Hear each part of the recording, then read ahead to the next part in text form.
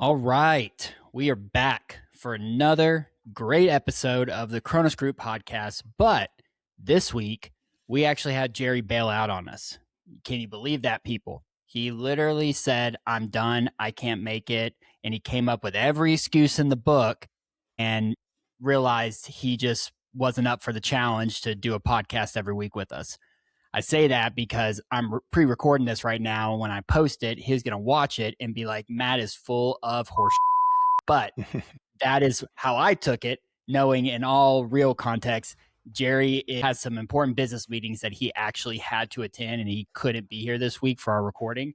So Steve and I are holding the fort down this week, but it's going to be a little different than our normal podcast where we have a couple of topics and then we go through those topics. We give different points of view.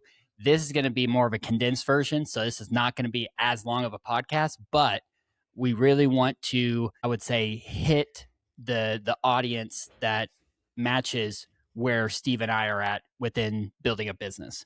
Because Jerry has the 30 odd years of experience, over $450 million in revenue he's done. But Steve and I are part of this journey, but neither of us have actually built and ran a business day to day. Steve and I have always been people that have worked for people that are building a company, all the way from directly to working with a CEO down to middle management, down to working the graveyard shift at Bilo. And if you don't know what Bilo is, it is a grocery store outlet, or it used to be. Then it got converted. But then for me, roofing was one of my first jobs. And I was just literally holding shingles and carrying them up the ladder, which I am glad I did not stay in that industry, because anyone who works in the construction field, hats off to you guys, because that is a lot of hard work. And there is a lot of sketchy situations that you tend to run into compared to working a desk job I work now in the corporate setting. But all that to say, our topic this week is something about that everyone, especially in 2026 right now, and Steve, you can feel free to chime in at any point, but it's one of those things that everyone is wanting to start a business today. They want to be a business owner. I blame social media for a lot of that, because social media has glorified or glamorified the entrepreneurship of building your own business, being your own brand, making a ton of money. Here's how you can sell products. Here's how you can kind of perceive yourself to the rest of the world from a success metric, and from a success of like the cars, the money, the cool conversations, the events you can go to. And the reality is, it's that 1% of 1% are those people that are on social media that have done just that. But they didn't do it overnight. They've done it for years. They've been building a following. They've been building a community. And so for us, we are starting essentially at the ground floor with Jerry, building out the Kronos Group. And the reason that I wanted to start a business was not because I wanted to do it from a popularity, or I just want to be my own boss. And a lot of people will say that that is the factor, that they want to have their own schedule. They want to control their own hours.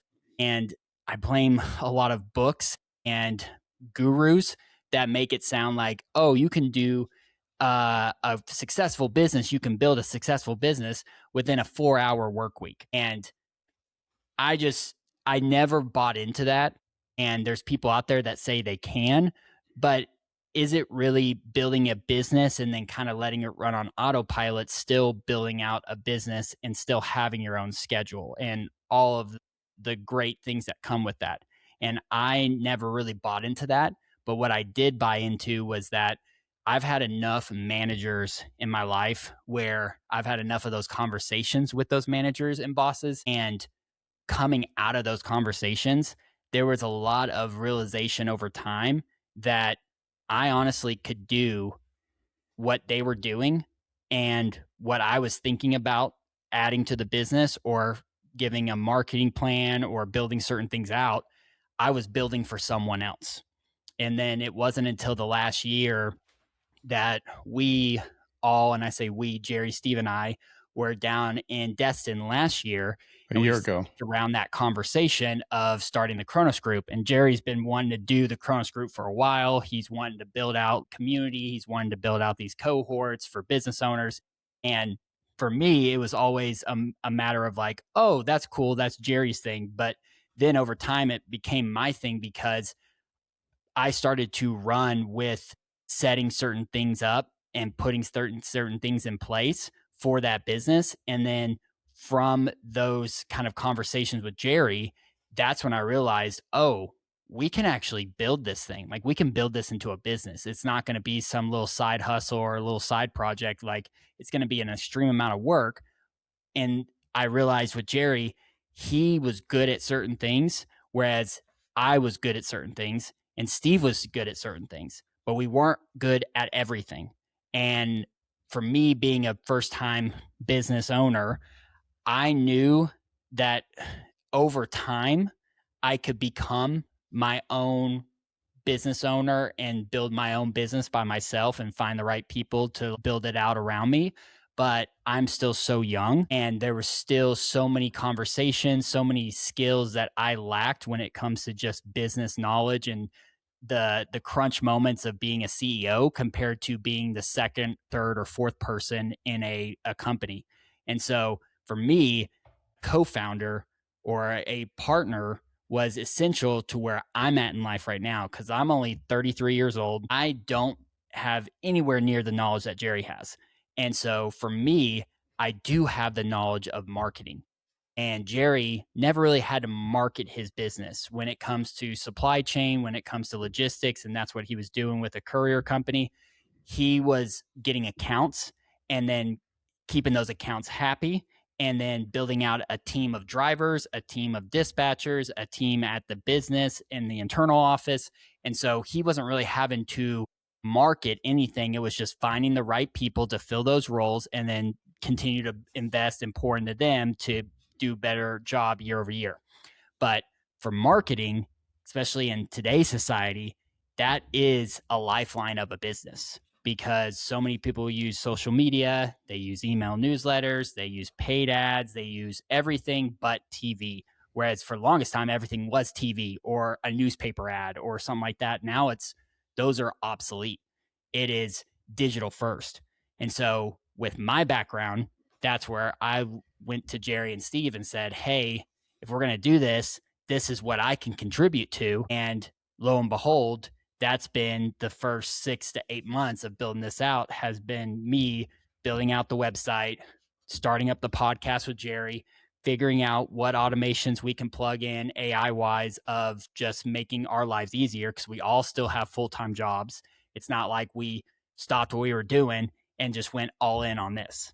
And that's another thing is in society today, I hear or I see a lot of social media posts where people will say, I hate this corporate job or I hate the job that I'm doing right now. And so I'm going to quit this and go all in on this. And that's a great mindset to have, but it is not realistic because you got bills to pay, you've got mouths to feed if you have a family, you've got other responsibilities that business realistically is not going to be making money within the first 6 months, let alone the first year.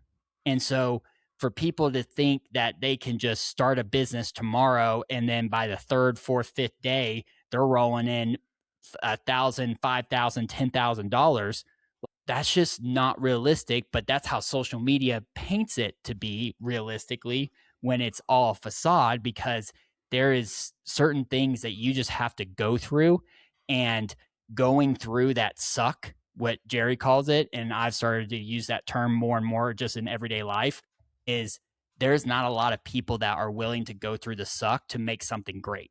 They have a great idea, but then that idea just dies because they don't want to put in the actual work it takes to build that idea into an actual goal, into that goal, into an actual reality. So that's my take on why I wanted to start a business.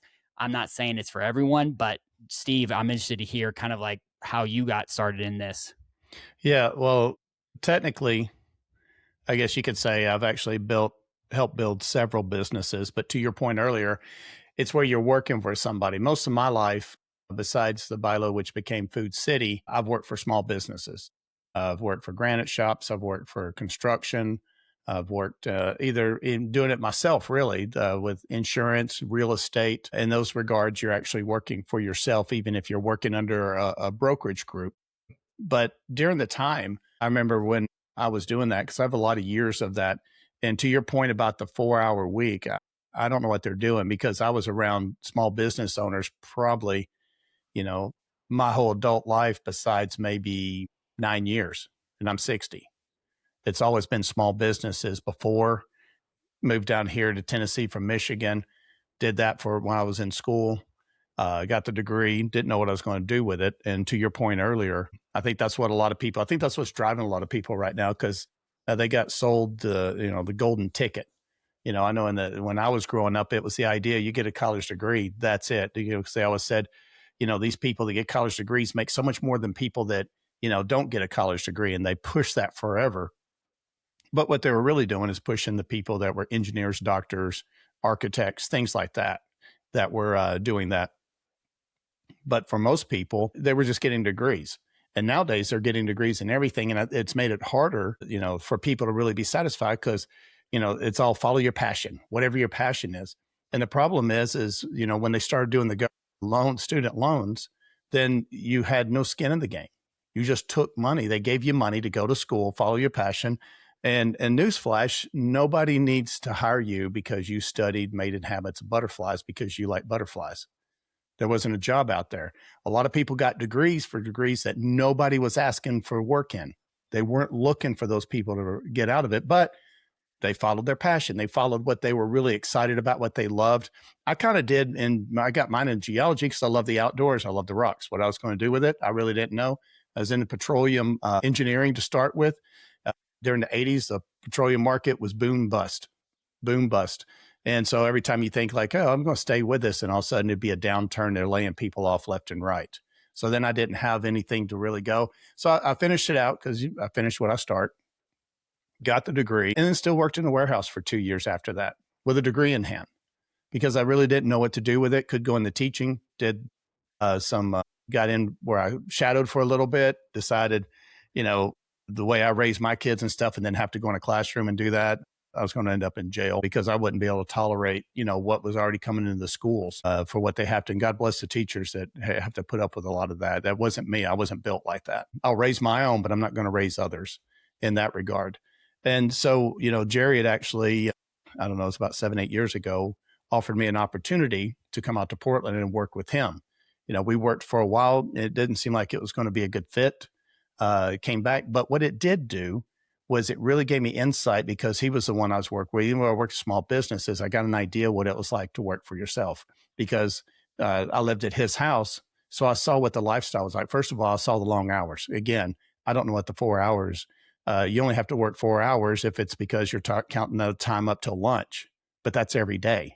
So if you're looking at 4 hours, I only put in 4 hours. Yeah, till lunch. Hey, everybody, quick break. I want to tell you about something I'm doing for the first time. I'm putting together the first Kronos group cohort. That's 10 business owners max. And understand, this is not a course. It's a peer level work with other operators and direct access to me on a month-to-month basis. We're going to go deep on what actually moves the needle for businesses, like systems and sales and leadership and staying sane while you're building something real: fitness, health, mentally, physically, emotionally, spiritually. This group is for you. The people who get in on this first cohort get founder pricing, and that's the trade for going first. And it won't be open long, and it's not going to stay at this price for sure. If you've been listening to this show or me and thinking you need a room like this, you probably do. 10 spots, founder special. Check it out. The link's in the show notes. It really gave me some insight into it, and it kind of opened my eyes to possibilities. I realized what was out there, what was available. Came back here, got back in another small business. I saw it differently now, because I understood a little bit more behind the scenes working. I'd always been in a place where I was, easily number 3 or 4 or 5 person in the company, which is not a bad place to be. But like I said earlier, I helped build a lot of other people's companies. And I remember somebody said, if you're not building your own dream, you're building somebody else's. And there's nothing wrong with that. But the way I was wired, because Matt, you remember cleaning tombstones, you remember cleaning open houses. And it was always that part of me that knew I could do it for me because I was very well liked and very much missed when I left any company I was at, because I did so much for it. And but I never had the presence of mind to think, I could do it myself. I didn't have the confidence. I didn't have the belief that I could really do that. And this being, building this out is something that really has opened my eyes to what that possibility is. The biggest thing is to open my eyes to, like you said earlier, most businesses, you're not going to make money in the first year. If you do, you're a unicorn, but most of them are not going to do that when you're starting from ground level. Now, maybe if you buy into one, and even then, if you buy a business, like, because we got what they call the silver tsunami happening, where business's greatest transfer of wealth is happening right now. We're in the middle of it and still a lot of it to go. But they get in these businesses like, I'll buy a business. Thing is they have no business background. They have no business experience. So yeah, you bought a business, but you have zero. You came from a W-2 job like I did, and you don't know what to do with it, how to handle it, how to grow it, how to build it. And so getting into this, being around Jerry has taught me tremendous amount, a tremendous amount of understanding, and still a lot to go. I barely know enough just to have a, 5-minute conversation about it maybe. But being in this community of people, being around you guys has really broadened my perspective on what's possible. I'm more in the sales side. I've been in the sales now probably for nearly a decade, doing different type of sales, and it's taught me a lot, worked a lot. And most of the time, even up to this point, I really work for myself. Every day I've got to go hunt. I've been 100% commission every sales I had. So I don't know what it's like to have the luxury besides a sugar mama, which is only so much of one, but it does give us that leeway to be able to do it. People that just quit everything and go, you must have a trust fund somewhere. And that'd really be nice to have that to fall back on. But for the most part, you're going to have to work just like all three of us do. Jerry's working his business, his development, the other things he's working on while he's trying to build this. You're doing the stuff at Walmart and various jobs, multiple jobs while you were doing this, and same with me with sales. I have to do that all day. Matter of fact, I usually stop my day to do this podcast early compared to when I usually do, because usually it's about 8 a.m. to 8 p.m. talking to people all day, trying to get them help with coaching. It's nutrition coaching. And so it's taught me a lot about how much, if you're going to be successful in it, the coaching. I've had coaching 2 different times in my life now, and unofficially, Jerry, all the time is always coaching us.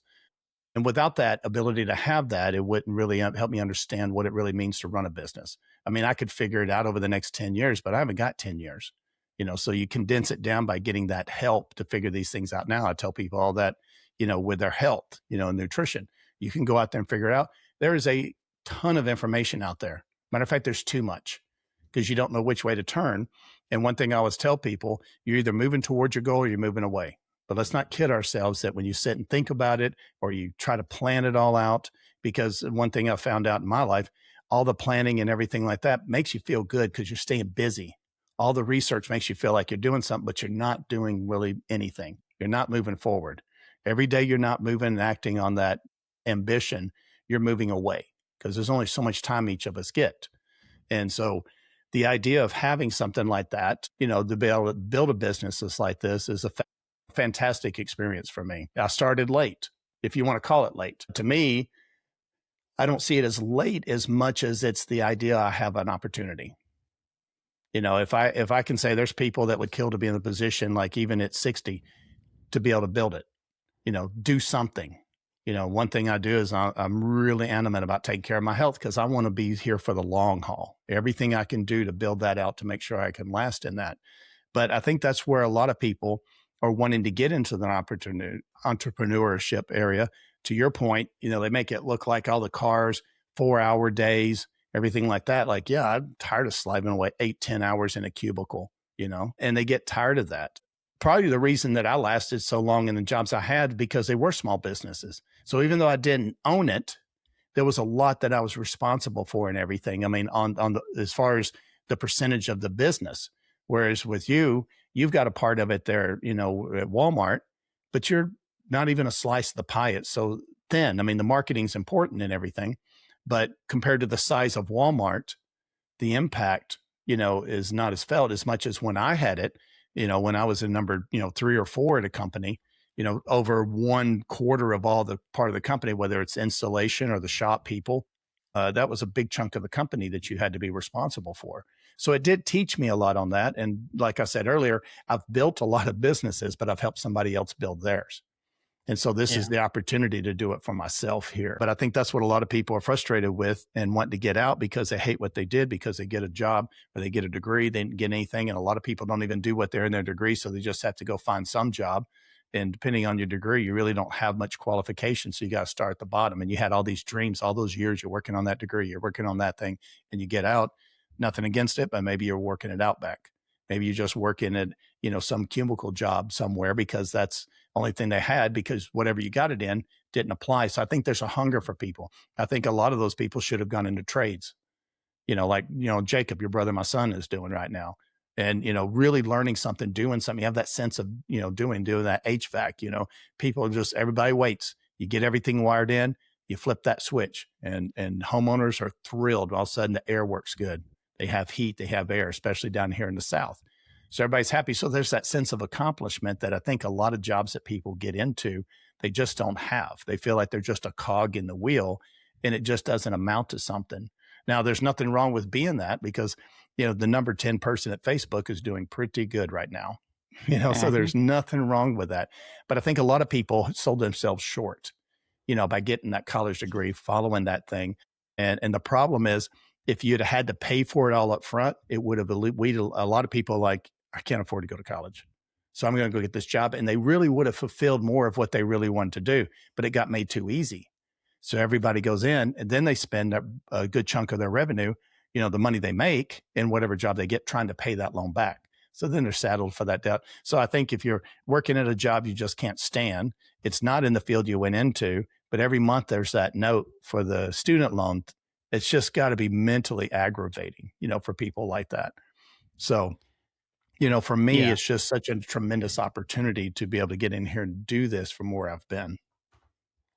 Yeah, I was going to say, according to your point, Steve, about the going out there and finding those opportunities and going for what you really want to do, I believe that there's part of that is the mindset for a lot of individuals out there. The other part is taking risks and taking big swings in life. The more I work with other individuals on teams and management, the more I realize that there's a lot of people that are not wired that way. And thankfully for me, I was that way since college. I remember that anything that I want in this life is not going to be handed to me. So if I really want to find something, to achieve something, I've got to do it, and I've got to put in the work to make it happen. It's not just going to fall into my lap.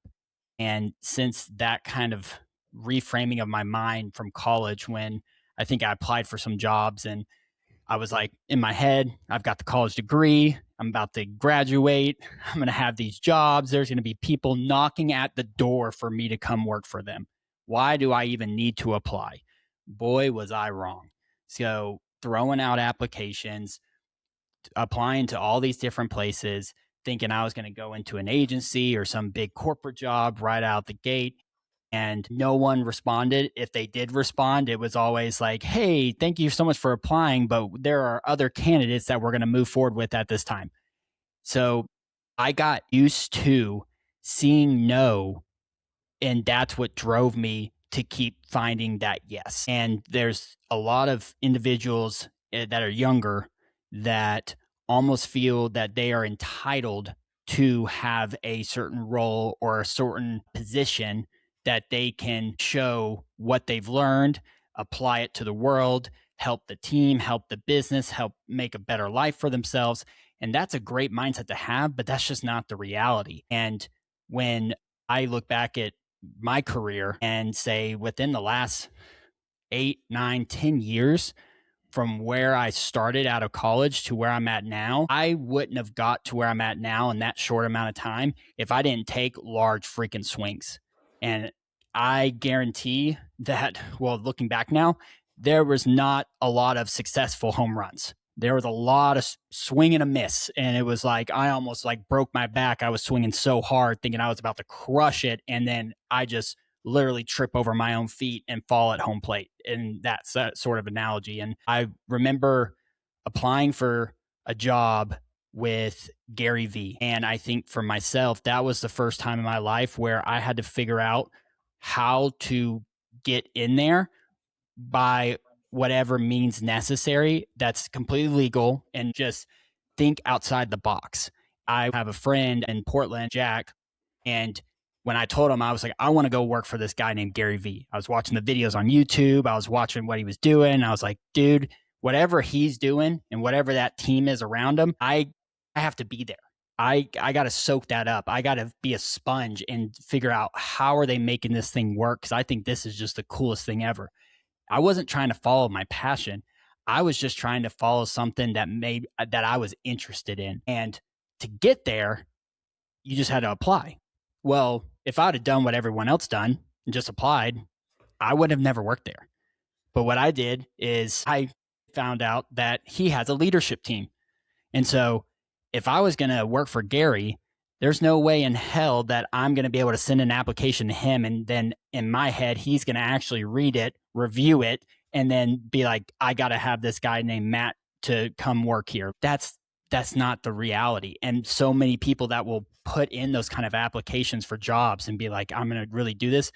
You have to go above and beyond for them to even look at you and say, is this guy or girl worth hiring?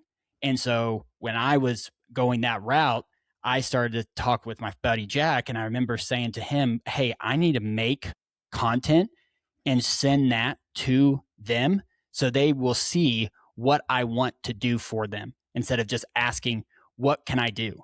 Because when you do that, it just adds more pressure to whoever you're applying to. Their role now just got a little bit more complicated, because now they got to figure out for you, who wasn't even part of their original equation, what you're going to do for them, and then try to respond. Like, they're not. It's just too much to do. For me, I was figuring out what is that block that most people have when it comes to what the reality is and how much work, and just not, when you hear no, not stopping. And a lot of guys, when they hear a no, they immediately, well, it wasn't meant to be. All right, fine, on to the next. If you really want to do something, if someone tells you no, say, example, you're going to go to a friend's party and your parents say, no, you can't go. How many guys realistically are going to be like, oh, okay, and just go back to the room? No, they're going to try to figure out a way to get there. They're going to be like texting a friend. Do they need to sneak out? Like, whatever it takes, they want to show up at that party.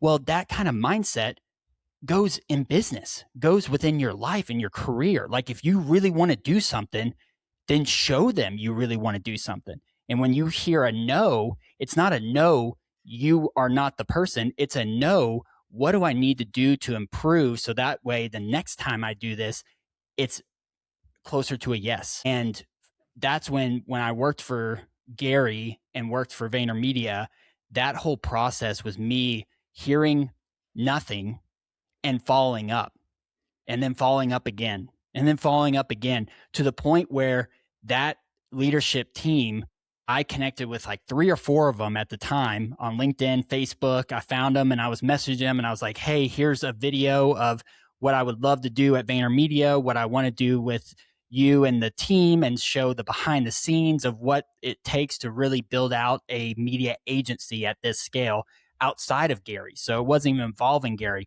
And I think that right there, when I sent those videos to a guy named Steve at the time, he saw them. And I remember him responding to me because he said, you're the first person out of hundreds that have asked for a job that told me what they can do for me, not what can I do for you. And that really stuck, because at that point, that's when I figured out, right, if I work here, great. But anything else moving forward in life, if I want to do this, I have to be willing to just suck it up. And if I hear a no, great. What can I do to improve? Because a yes or a no is good. Nothing is the worst, because then you're like, I don't know how to get better. You're not telling me anything. But if they say no, that's not a step in the wrong direction. That's just a step in the right direction to say, what can I get better at? Was it how I talked? Was it I didn't wear deodorant? Or was it a shirt? Like whatever it could be. And it could be very superficial or it could be technical. And if they're like, hey, we need this much of technical experience, well then, okay, cool. Time to hit the books, time to go on YouTube, time to do some research and get that knowledge. But for people, and I say this because it's not much with the older generation, but with the younger, they just give up too easy. And if you really want it, if you are just going to give up that easy, then you really didn't want it that bad to start. And you have to admit that to yourself. And the easiest person to fool in life is yourself. And so for me, that's where so many times that mindset is what carried me to the point where I'm at today, to know that this business with the Kronos Group is going to work. When? I don't know. But the amount of no's, the amount of things not working, the amount of things that have broken just within the last 6 to 8 months working with you, Steve and Jerry, like we redid the website 3 times. No one told us to redo the website. We looked at it and said, it's just not that good. It's missing something. All right, back to square one. Almost pretty much destroy the website and then start back up and rebuild it again. And that whole process for someone who hasn't gone through hard things or tried to overcome the first no or bad obstacle within anything that they're pursuing that they truly want to do or want to build out or do in a career, they're not going to comprehend that. And you just have to get to a point, especially if you're building a business, there's going to be 1 out of 100 things that will be like, awesome. And if you like those odds and you understand those odds, then business and entrepreneurship, sign up tomorrow for it. Because a lot of people think the opposite. They think 99 out of 100. And if they have that one bad point, they're going to be like, oh, it's just not that big of a deal. We'll just swipe that on the table. But look at us. We had so much fun. We've built so much great things.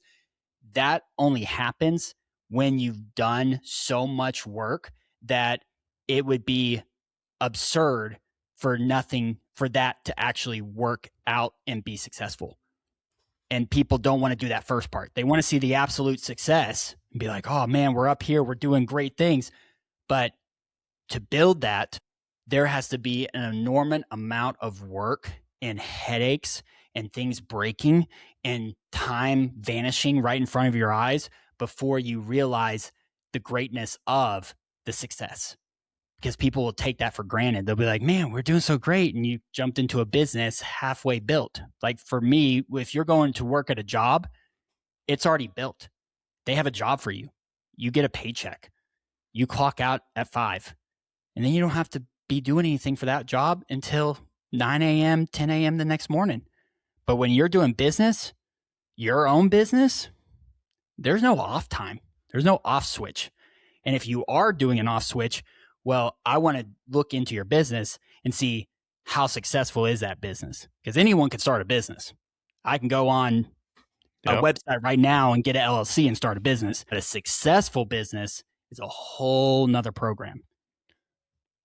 Yep. And that's why I think the danger is, like I was talking about people, there's a lot out there about buying small businesses and getting into it, but they take a W-2 mentality into that. And I think that's where it'd be interesting to follow to see what happens to the big push. Hey, buy your own business. There's a big thing coming. There's a lot of people buying it up. A lot of the big accounting firms are buying up almost all of the small accounting firms because with AI and everything, they're just integrated into it and they're going to become, monsters of the footprint that they cover with that.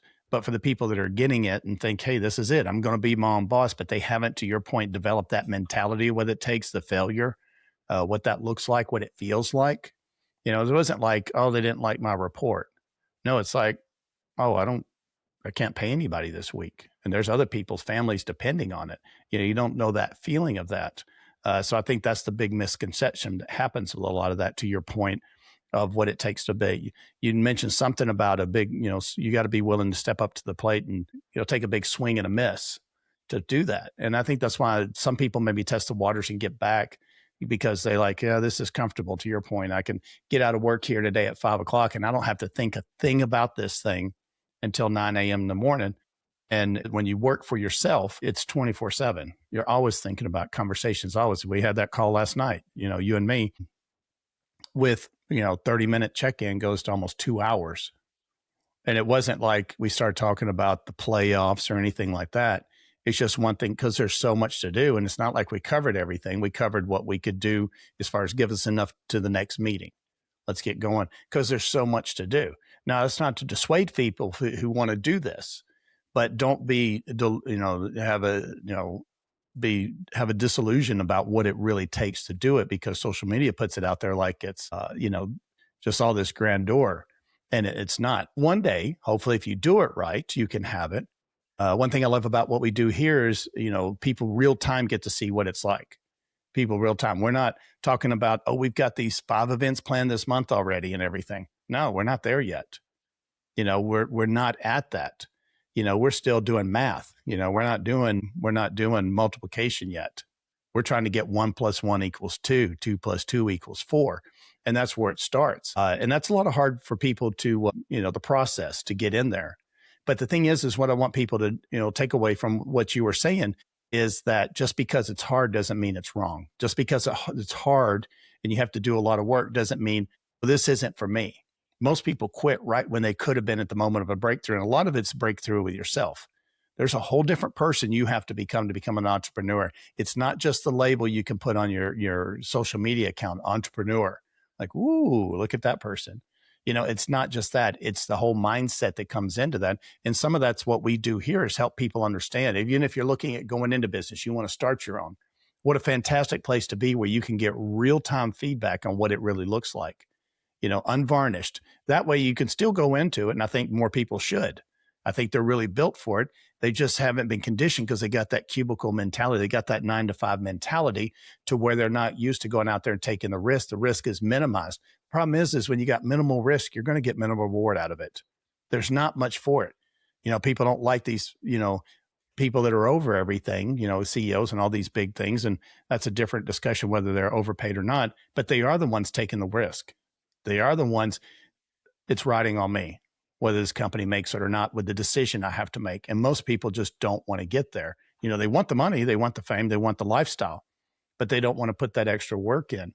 And that was really good what you said about what that takes to do that, to take that swing of the miss, to get in there and take a shot and have an opportunity, but don't kid yourself how hard it's going to be. But at the same time, don't stop because it's hard. The problem is in our workforce and in careers, there's so many people that are soft, because they spend too much time looking at the end results of everything, and they're starting, at square one, and they're wondering, why am I not, running a sub 10, second 100-meter sprint? Well, it's because that person's been doing it for years. That person did a lot of training that never was there. We just saw the race, maybe at the Olympics. That's it. We're like, wow, that's amazing.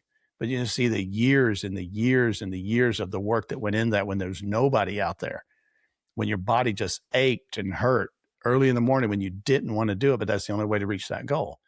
Again, let's make it clear. It takes an enormous amount of work to do it, enormous amount of work. But at the same time, it is doable, because one thing you got to realize, you break it down, how do you eat an elephant one bite at a time?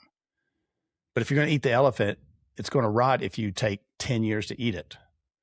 So you got to stay consistent. It's kind of like losing weight. You can't just eat right for a few days and then take a week off. You can't do that in business. It's got to stay, because you'll see it start to slip if you don't. So don't be kidding on how much work it is, but also, don't doubt yourself that you may be built to do this. And a lot of it, maybe you just don't have the tools. You don't have the insight. You don't have the perspective. Get around some people that can teach that to you. Get around some people that can help you understand those things and unfold those. Even if you're not ready yet, at least when you start, the blinders are off, what you're getting into, and you won't quit before you could have just been at that next level of success you were looking for. Yeah. And Steve, you make a really good point. There's, within the Kronos group that we're building, the reason that I wanted to build the Kronos group compared to just building a SaaS company or building a business to business company selling products, whatever that could be.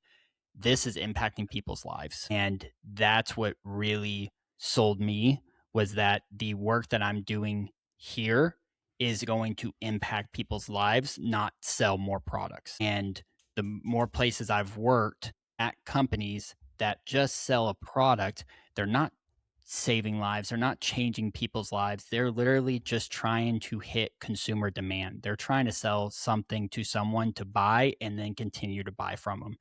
With this, it is an accountability. It is a growth. It is a mindset. It is a constant working and bettering yourself. And so for business owners that are in that state of 1 million or more that they make a year, this is the type of community that you need to be a part of to continue to go through those challenges with other people that are at those same challenges. And so I encourage business owners to like take that step, get on the phone with Jerry. And the reason that I wanted to also start the Kronos group was because it was with Jerry. If it was with just some random person that I would have met, I mean, it'd be okay. I would not be working as hard if it wasn't for Jerry Brazy being a co-founder. And I want to instill that into young guys that are looking for that type of community, that type of mentorship. The Kronos Forge is that place. And the more I'm building the community out there, the more I continue to realize that I need to be a better leader in other aspects of my life and other places within the business that I'm maybe not as knowledgeable about. And so what do I need to do? I need to sit down and start learning those things. And people say that you should focus on your strengths, not on your weaknesses. I believed that for a long time. I was like, oh, everyone on social media is talking about like, go on your strengths. And if you have weaknesses, have other people that are strong in your weaknesses do those things. You have to train people. It's one thing to just say, if it's a high level role and this person has 20, 30 years of experience and you hire someone to do something that you're not good at in the business, that's a different story. But when you're trying to find someone on social media, or you put out a Facebook or a Craigslist ad and you're trying to find someone that holds a lot of pressure and commitment and time in a business that you're building, you have to pour into them. It is not one of those things where you bring them in and then they just start doing exactly what you need them to do. And there's this facade of people that just believe, hey, I can find this one person to do this great thing that I'm not good at. It's not real, because the amount of realistic scenarios I've seen where I've seen this happen in real life, that fades within 6 months because they're falling behind.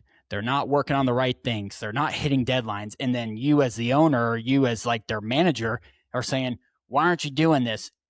Well, it's because you are the idiot. You didn't show them and watch them and let them do it and train them in the way that you want that stuff to happen. And for CEOs to think that they are up here and they are so high and mighty that anyone else below them has to work for them and their livelihood is on them. No. You have that horribly wrong. You, as an owner, work for your team, work for your business.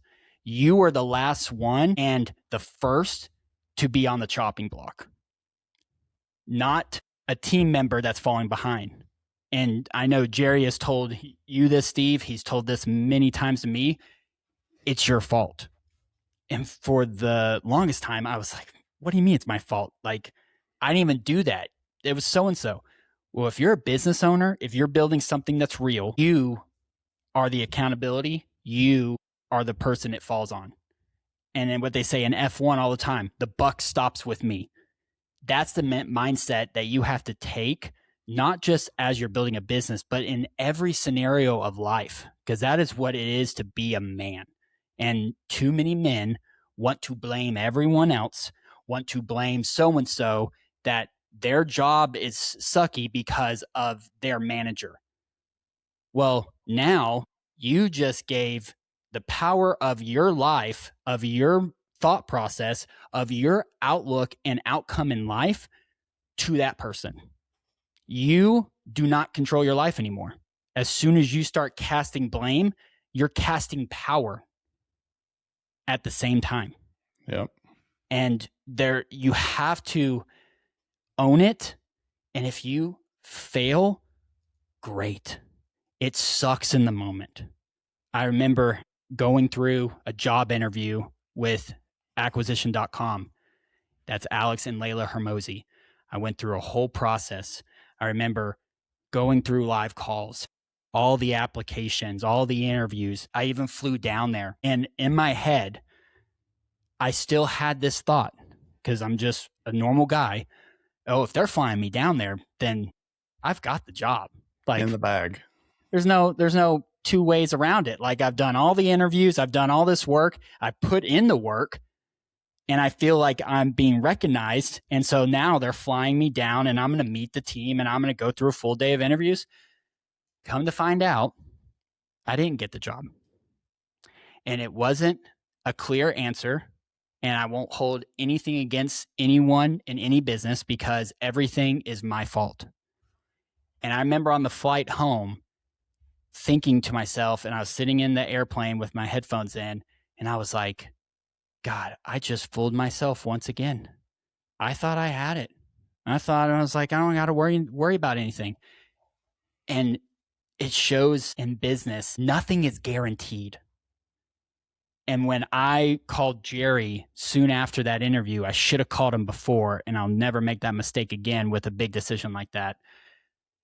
He told me, dude, that's amazing that you didn't get the job. And in my head, I'm like, dude, what are you talking about? I wanted the job. I was going to make a ton of money. It was going to be really cool. I was going to work for a great team. How is that still great that I didn't get it? He's like, because now you know what you need to work on.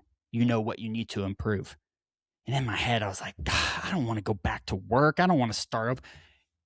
And then I started making excuses, and I wasn't accountable and saying that it is my fault. Let alone, like, even if they didn't hire me because of bad breath or the way I looked at someone, whatever it could be a million things. It's their business. It's not mine. So I can't say you have to hire me. Just like if you're going out for jobs and applying for jobs, they don't have to hire you. It's their business. But if you want to control your outcome, you want to do entrepreneurship, you want to build your business, well, then now you can take those excuses or those failures or the no's and start applying it to something that you want to do. And then you have control. And if you continue to complain because you've applied everywhere, you're not getting jobs, you're not getting the right feedback, whatever it is, that's not the problem. The problem is that you're not taking accountability of just saying, hey, it didn't work out. All right, cool. What do I got to get better at? And sending that note, sending that email and saying, hey, thank you so much for allowing me to come down and interview with the whole team. Great experience. Love everyone's attitude. If there's anything you can do for me, let me know what I can improve on. What could I do better? And when you send those kind of emails, you'll be surprised how many people will actually respond and give you great advice, give you great feedback. But a lot of people don't even send that email because they're like, screw them. They didn't hire me. I'm out of here. And it's like, that's how you burn bridges. I'll remember this is, it's not about what you know, but it's about how you made people feel when you had a conversation or when you worked there. And that's something that's very important. That's so many guys will get in their own head and being like, screw them. They talked like this to me, or they pissed me off, or they're not doing their work. And it's like, remove your own pride and ego and think about everyone else around you and the impact you're making on their lives, and build those connections, build those bridges, and keep doing that throughout every job or position or role you have throughout your career. And you'll be surprised where you end up, because that's what people remember. They don't remember if you were the smartest. They don't remember what things you solved or how much money you saved the company, but they do remember how you made them feel when you were around them. And that's a powerful thing amongst young guys that I know we're instilling in the Kronos Forge school community, as well as also our cohorts. And it's that bond of brotherhood, that bond of accountability, and being able to build those connections. And those connections are people that are trying to build you just as much as they're trying to build themselves. Yeah, that's a really good point, because that's what a lot of people don't want to do, is they don't want to be accountable. It creates too much of an opportunity to blame other people. And to your point, what you made earlier, when you start blaming people and putting the, responsibility on somebody else that's really yours, you do lose your power. You don't get that. So definitely, if this is something you've thought about doing, you thought about getting in this, you need that. Say, look, I don't have that backbone. I don't have that self-accountability. To Matt's point, the Kronos Forge is a great place to start getting that. If you've thought about doing this, maybe like, I got some business ideas, but I'm just not where I'm at, still get in. Get the framework, get the foundation built for what it really takes to have that mindset, to have that ownership, responsibility for all aspects of you, not just business, but your physical health, your relationships, married or unmarried. Come in there and find out what it's like to be around men that really are going to help you. If you're a young man, what it really means to be a man in this world, what it really means to stand up, take the shots, take the beating for somebody else. Because to a degree, that's what we were wired to do. That is what we're wired to do. And I think a lot of missing, and I think a lot of unsatisfaction is because we've been told we aren't. It's a very blame society, somebody else's fault. We see it in everything, social media, news, everything. Everybody's blaming somebody for something. So if that's something that kind of resonates with you, and like, man, I'd like to hear more about that, definitely check out our, Kronos Forge school community to see that. If you're a business owner making, over $1 million a year, and you think, I really want to be by like-minded men, I'm kind of operating in a vacuum right now by myself. It's lonely. Get in here and do that. There's links below that'll be after the video here to where you can get in. If you just like, I don't know about that, just schedule a call. Just have a conversation. Let's have a talk, to see if there's something we could do with anything that's resonated with you today for what it could do to help you in your business, your personal life, your relationships, whatever it may be. Definitely this is the place for you to be in that.